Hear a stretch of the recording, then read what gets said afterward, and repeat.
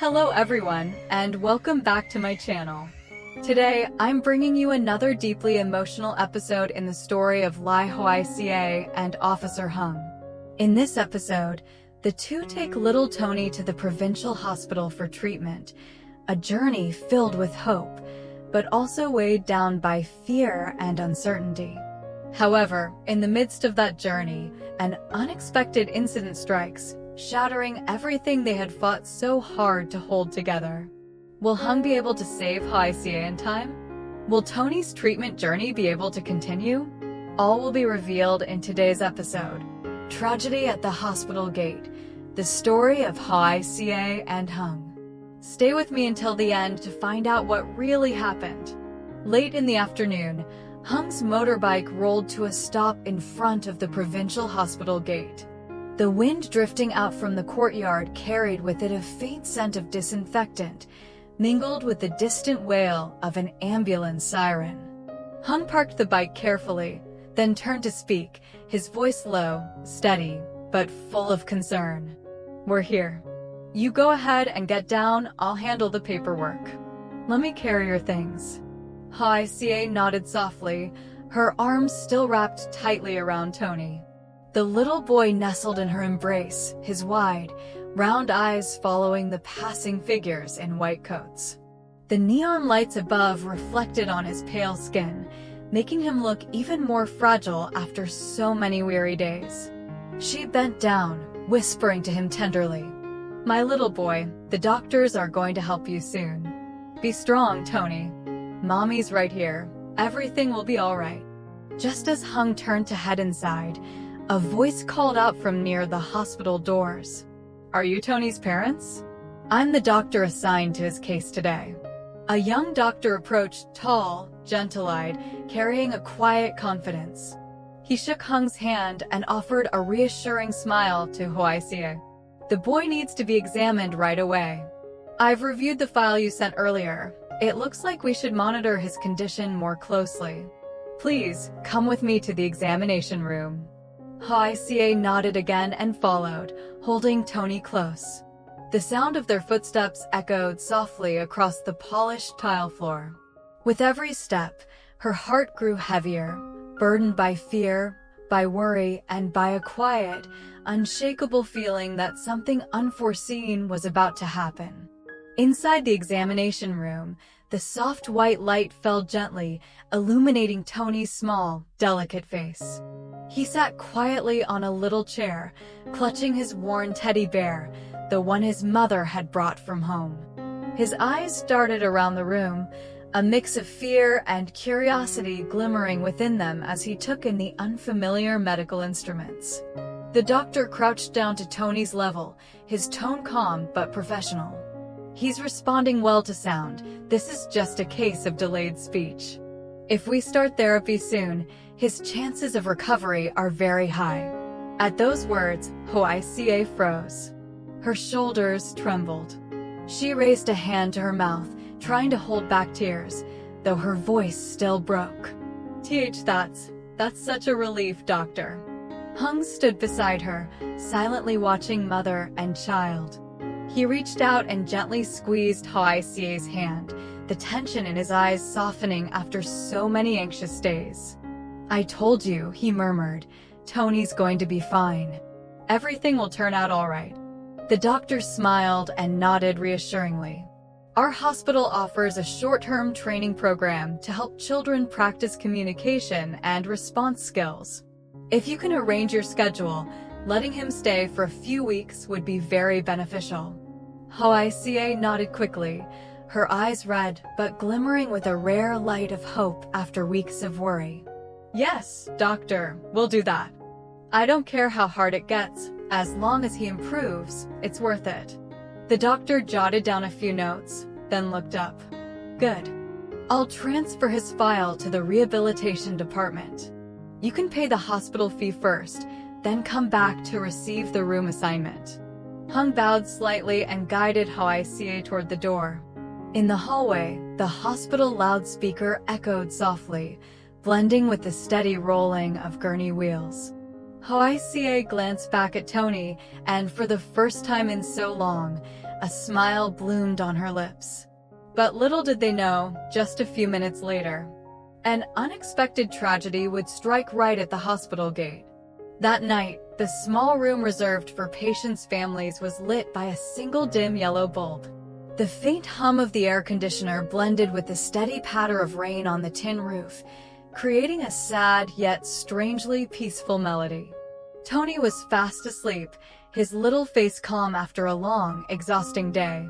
In his tiny hands, he still held the old teddy bear, the one Hung had bought for him at the village market before their trip to the city. Hung sat beside the bed, his gaze softening as he watched his son.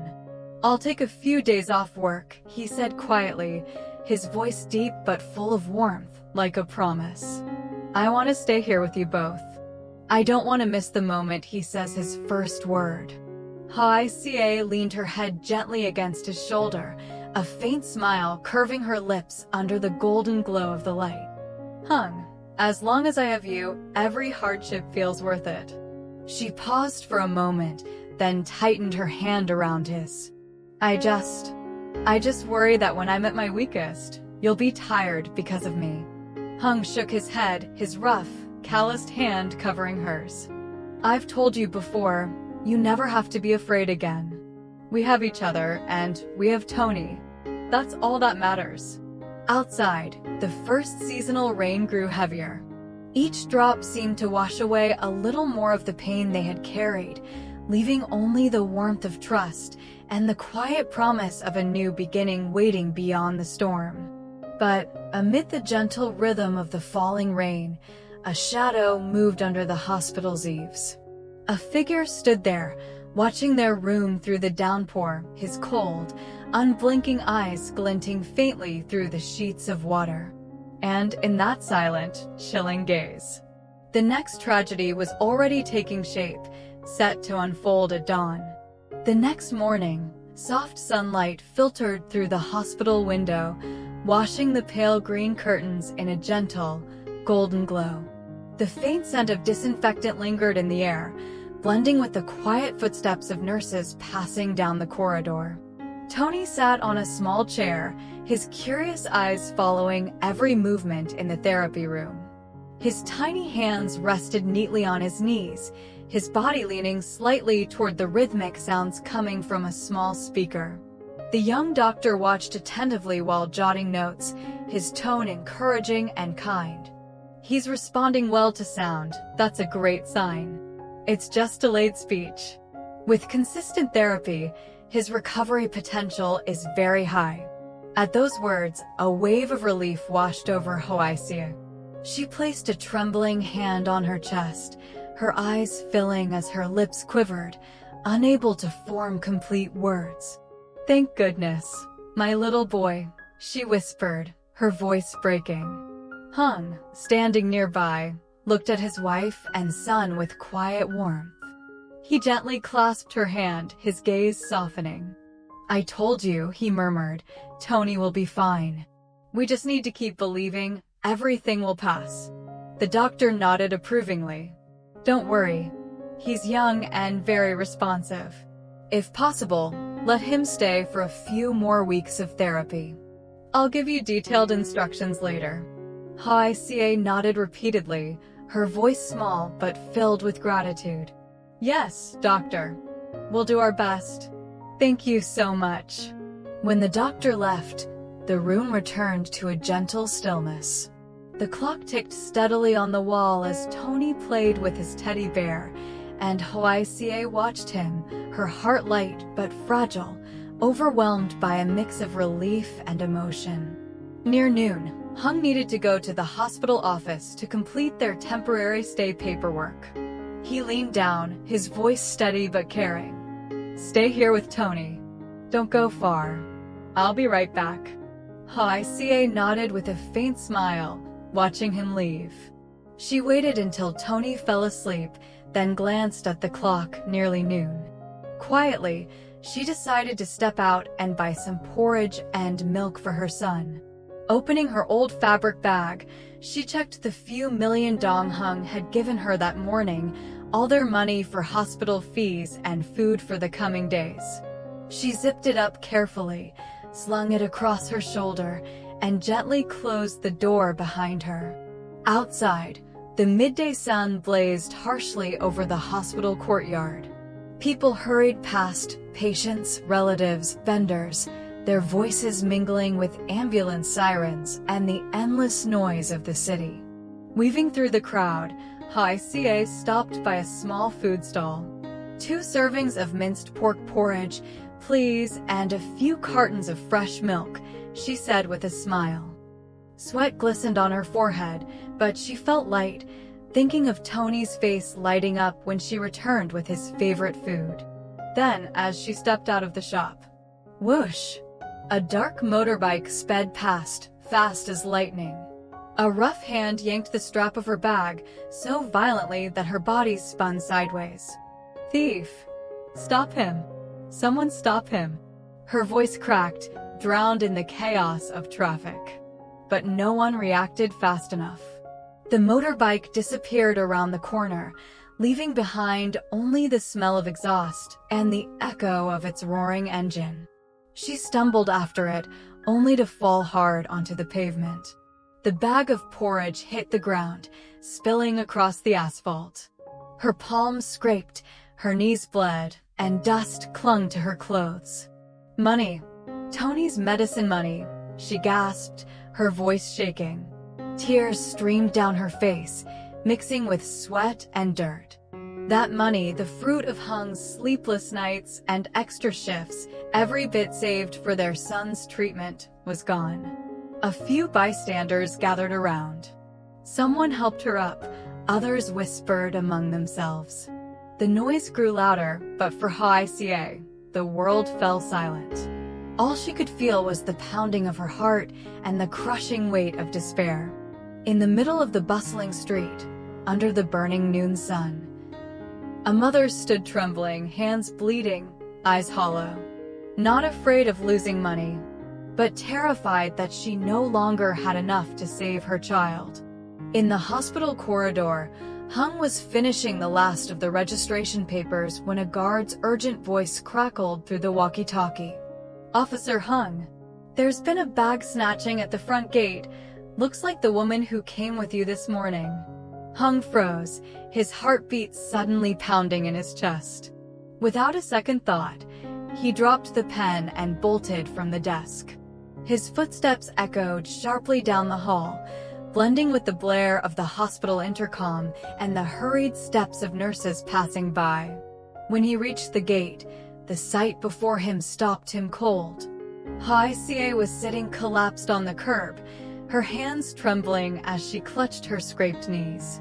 Her clothes were dust-stained, her hair a tangled mess. The porridge containers had burst open on the ground, the milk cartons rolled away, and both her hands were bleeding. Hung rushed forward, his voice breaking with alarm. "Are you hurt? What happened?" At the sound of his voice, Hoai Ca looked up, tears brimming in her eyes. Her voice shook, breaking between sobs. "Hung, the money's gone. They took everything. They were too fast. I couldn't stop them." And then she broke down, sobbing, tears mingling with sweat and dust, streaking down her suntanned cheeks. Hung knelt beside her, helping her to her feet before pulling her close. "It's all right," he said softly but firmly. "Don't be afraid. We can earn the money again. What matters is you and Tony. As long as you're safe, that's all I care about." She leaned weakly into his chest, her body still shaking from shock. Around them, a few bystanders looked on sympathetically. One muttered, "Those thieves have been getting bold around here lately." Hung's eyes hardened, the quiet steel of a police officer returning in an instant. He turned to the security guard. "Check every camera around the gate. I want the license plate number of that bike as soon as possible." The guard nodded quickly, already calling the hospital's security office through his radio. Meanwhile, Hung helped Hoai Ca sit on the steps nearby. He pulled a handkerchief from his pocket and gently dabbed the blood on her arm. His eyes softened again, though a storm brewed beneath them, anger and heartbreak intertwining. I promised you, he murmured, I'd never let you go through something like this again. Hoai Ca stayed silent, just nodding faintly as fresh tears welled up. The midday breeze drifted through the hospital gate, carrying the familiar scent of disinfectant mixed with the harsh glare of sunlight. The scent of a day when hope, so newly rekindled, was being tested all over again. As the two of them worked with the security guard, reviewing the footage from the gate camera, a calm, familiar voice sounded from behind. Please don't worry too much. Hung and Hoai Ca turned around. It was the young doctor who had examined Tony that morning. He still had that tall, gentle posture and the same kind smile, though this time, his eyes held genuine compassion. I heard what happened, he said slowly. The hospital has a support fund for children with special needs, especially for families facing sudden hardship. For now, we can help cover Tony's treatment so his therapy won't be interrupted. Hoai Ca stood frozen. She lowered her head, her hands tightening together. Her voice trembled. Doctor, I don't even know what to say. Thank you, truly. Thank you so much. Her eyes were red, her lashes wet, but a fragile, radiant smile broke through her tears. The doctor only nodded, his voice steady and warm. There's no need to thank me. What matters most right now is that Tony continues his therapy. The rest, money, stability, will come later. Hung bowed deeply, his hand resting gently on his wife's shoulder, giving it a reassuring squeeze, a silent message. It's okay now. The tension that had gripped them moments earlier slowly melted away, leaving only the sound of a soft breeze sweeping through the hospital hallway and the gentle clinking of a wind chime outside. That afternoon, the golden sunlight streamed through the classroom window, scattering warm patches across the tiled floor. Tony sat on a small chair, in front of a board filled with colorful chalk drawings: a cat, a dog, a fish, a bird. The therapist pointed patiently at the cat, speaking each syllable clearly. Meow, meow. The boy tilted his head, staring intently at the picture. A few seconds passed, and then, softly, barely above a whisper, his lips parted. Meow. The entire room fell silent. Hoai Ca froze where she stood, her hands instinctively rising to cover her mouth. And then, tears hot, uncontrollable, streamed down her face.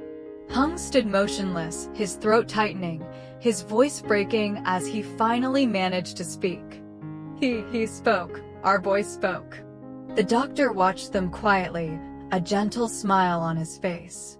You see, he said softly, you may have lost your money, but today, you've gained something priceless.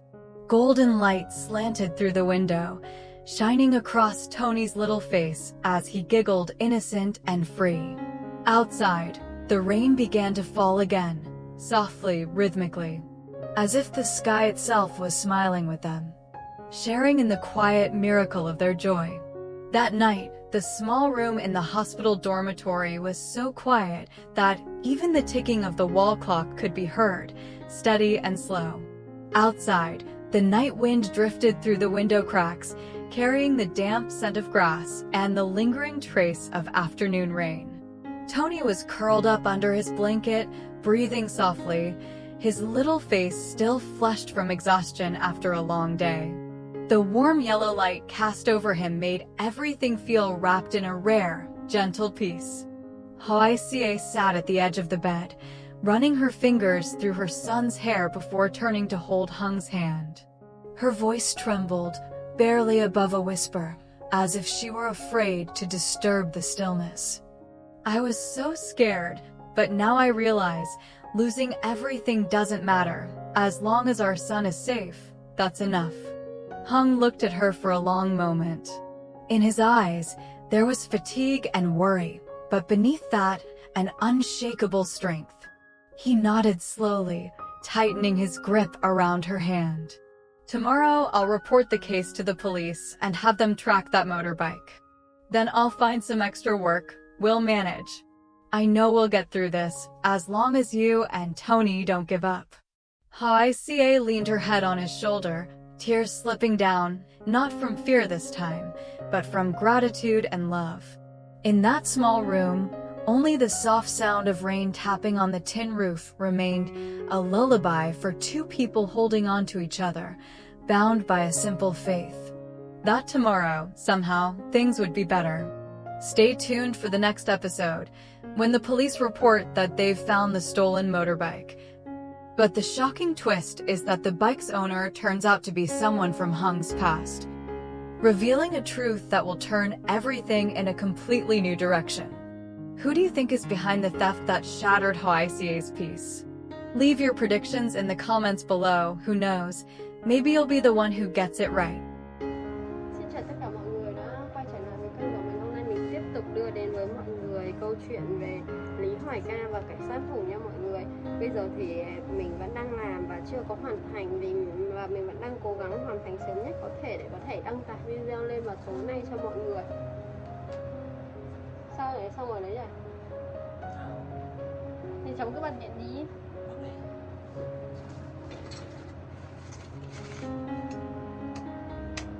Không có gì hết hả?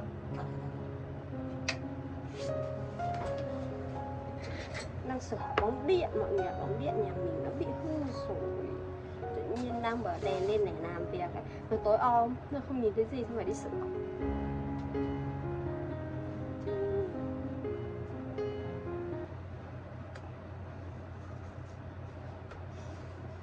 Hẹn gặp lại mọi người trong những video tiếp theo. Bye bye.